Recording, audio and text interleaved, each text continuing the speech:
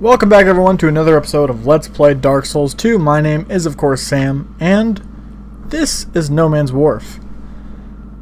This place is pretty tough. I've heard some people say it's the new Blighttown. Nope, I don't think so.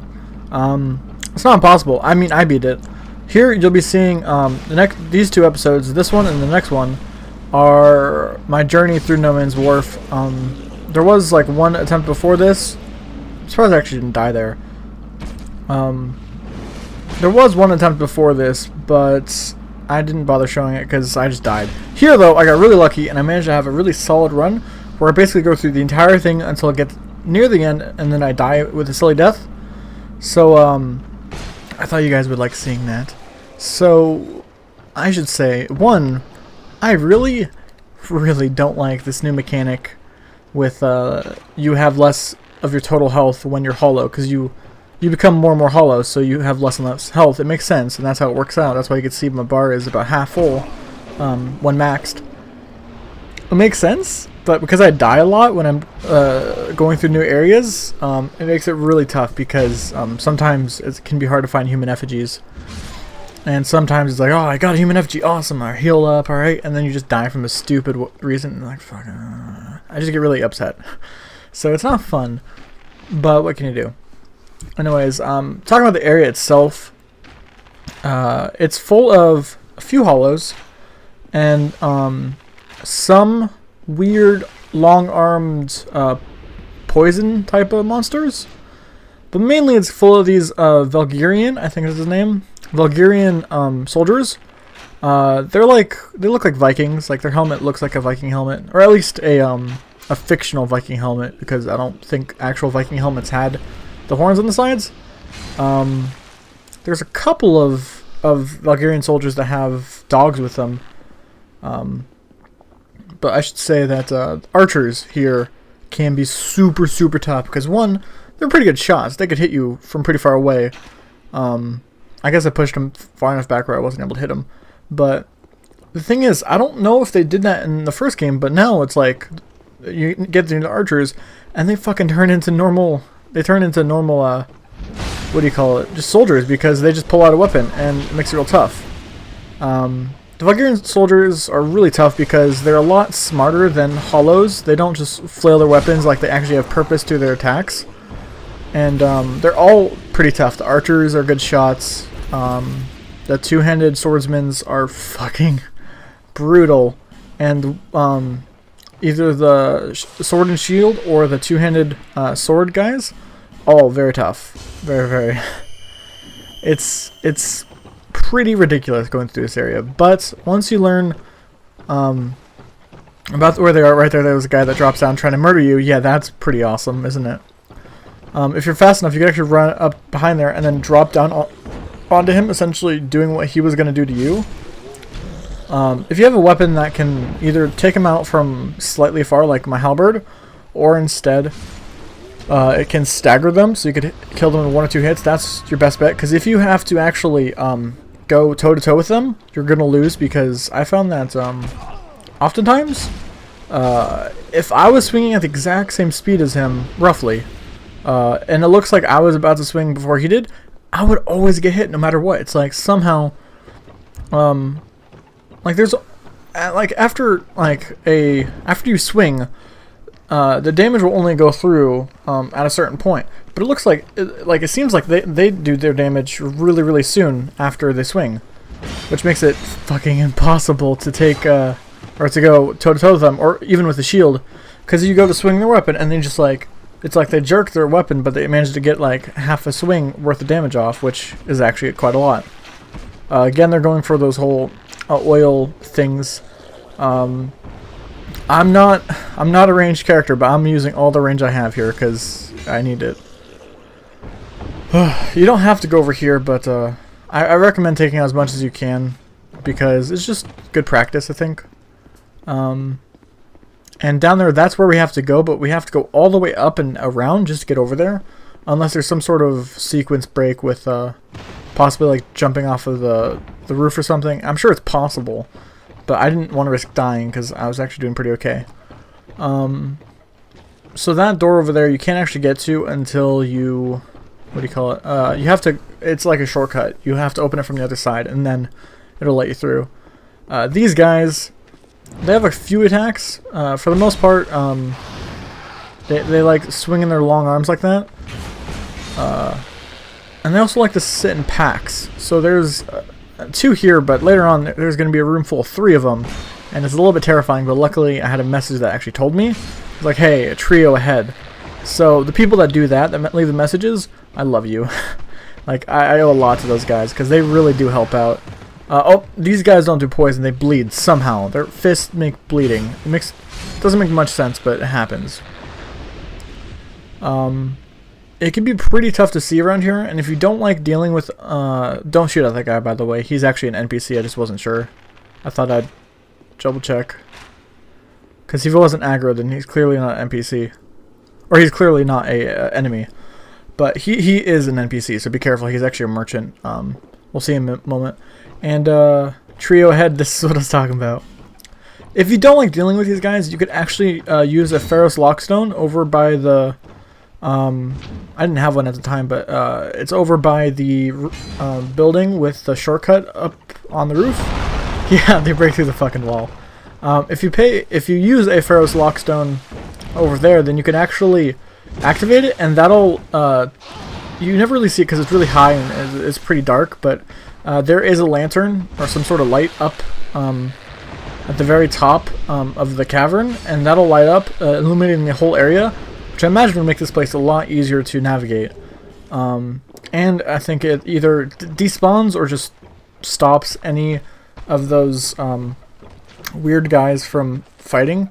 By the way, yeah, there's a couple above, so they're going to try to fight you. I mean, to be honest, as long as you can take them out within a few hits, like, don't let them get more than 2 hits on you, because it's really easy for them to make you bleed.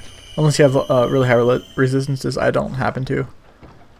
But yeah, this NPC, I do recommend talking to him because he's very useful. And I'll explain why in a second. You never actually see it because it's very possible it can kill. Those guys actually have an attack where they do both hands and then like they grab at you. And they can actually grab you, pick you up, and then, like, I think they just either throw you down or, like, crush you or something. It really hurts. Anyways, this is Gavlan. Gavlan will, Gavlan deal. Yeah, I like that guy. Gavlan wants soul. Many, many soul.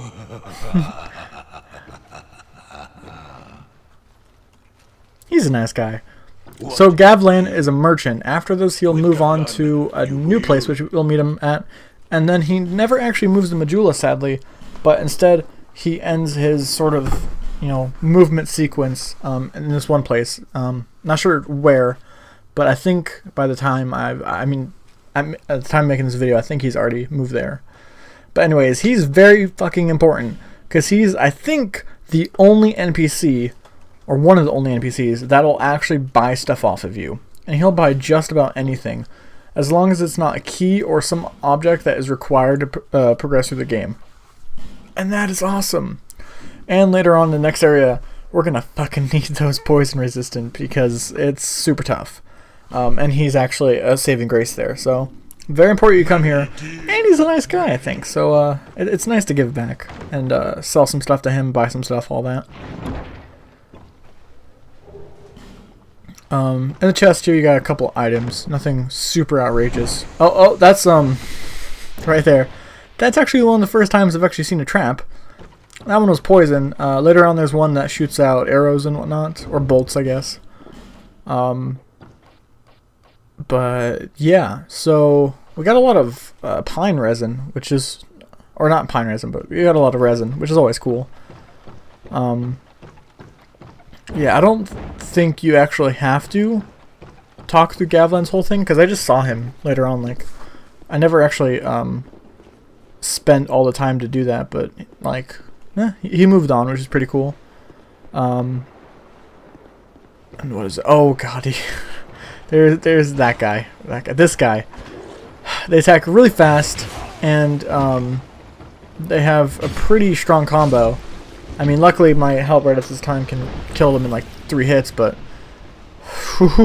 Not fun. Not fun at all.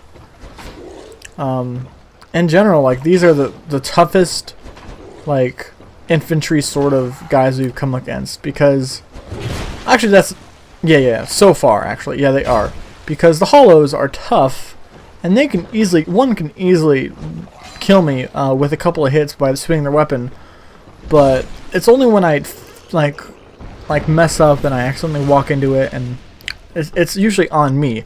These guys, they are proactive. They aren't going to just wait for you to mess up. They are going to fuck you up. It's just not fun. But be wary of Ghost. Don't know what exactly they meant here, but anyways, by hitting that, it actually lights up that ship all the way out there, which is very creepy. And I was like, ah, shit, what's gonna happen? The ship actually pulls into dock, and now we can get on the ship, which is what we want to do. That's why we're doing this whole thing. The ship is going to take us onto another area, and that's why we wanted to activate it. I didn't know at the time. I just sort of put two and two together, like, hey, there's a ship. Probably take us somewhere.